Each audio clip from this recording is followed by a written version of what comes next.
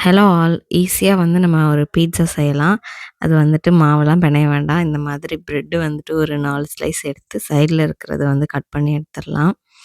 If you like pizza it will be good snack for you.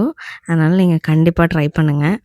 Bread ஸ்லைசஸ்லாம் cut பண்ணிட்டு, இந்த மாரி ஒரு packing ட்ரேல வந்துட்டு பட்டர் அப்ளை பண்ணிட்டு, இந்த மாரி பிரெட்டெல்லாம் வந்து அரேஞ்ச் பண்ணிடலாம். அதுக்கு மேல வந்துட்டு ரெட் சாஸ் அதாவது ரெட் சில்லி சாஸ் வந்து அப்ளை பண்ணிடலாம். ஓடிஜியில வைக்கல அப்படின்னா, தோசை கல்லுல பட்டர் யூஸ் பண்ணிட்டு, அது மேல பிரெட் ஒவ்வொன்னா வச்சு இந்த மாரி எடுத்துக்கலாம். ஸோ நான் ஓடிஜியில வைக்கிறதுனால இது மாரி பண்றேன். ஃபர்ஸ்ட்டு வந்து சீஸ் வந்து இந்த மாரி கட் பண்ணி போட்டுக்கலாம். அதுக்கு மேல மஷ்ரூம் வந்து நான் சேர்த்துருக்கேன். லைட்டா பட்டர்ல ஃப்ரை பண்ணி, பீட்ஸா சாஸோட மிக்ஸ் பண்ணிட்டு, அதையும் சேர்த்துருக்கேன். அதுக்கு மேல கேப்சிகம், அதுக்கு மேல மறுபடியும் சீஸ் லேயர், மேல வந்துட்டு ஆரிகனோ வந்துட்டு சும்மா லைட்டா இந்த மாரி தூவிக்கிறேன். எனக்கு வந்து ரொம்ப பிடிக்கும். அதனால அத நெறையா சேர்த்துக்கிறேன். நீங்களும் இது மாரி ட்ரை பண்ணுங்க.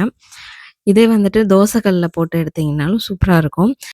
ஓடிஜில வந்துட்டு 135 டிகிரி செல்சியஸ்ல 10 மினிட்ஸ் மேல் ராடு மட்டும் ஹீட் ஆகுற மாரி வச்சு எடுத்தீங்கன்னா, இது வந்து நல்லாயிருக்கும். செம்ம டேஸ்ட்டா இருக்கும். அப்படியே பீட்ஸா மாரி இருக்கும்.